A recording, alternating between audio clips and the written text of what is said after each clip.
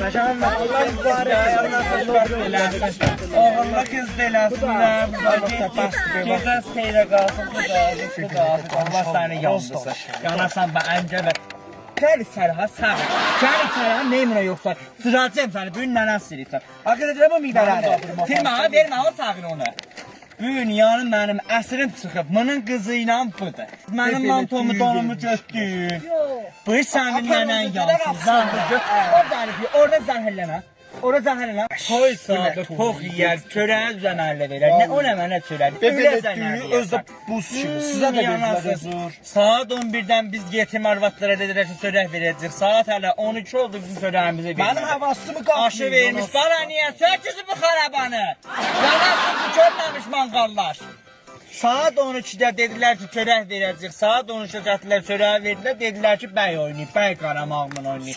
Çörək də yiyənmədim, zəhər oldu. Allah başınıza daş salsın. Neçə xəşdədin sağır qalarsan. 3 milyona nə verdin, nənə yansın. Balan yekəri, səhərdirişin bunu. Neymuna sən, o nədir kənəliysən? Onu yedin hə, o biri qoduğa qalmadı hə. Bana onu vermə, yanasan bu qız, bu uşaq olub bu da. Evdə var, cinləri ilə. Allah bunları sardırsın. Meyvə dediyində azalır, almadı. Allah'ın səhər hələ cehiz baxtısı var, bəndəyi tərqisi var, nə mənəsi vardır. Onun nənəsi, dədəsi yansın, nə bəlfəldir. Gətir sonra. Gətir sonra. Bəsdə havasımı qaldı. Gətir sonra. Havasımı qaldı. Gətir sonra. Gətir sonra.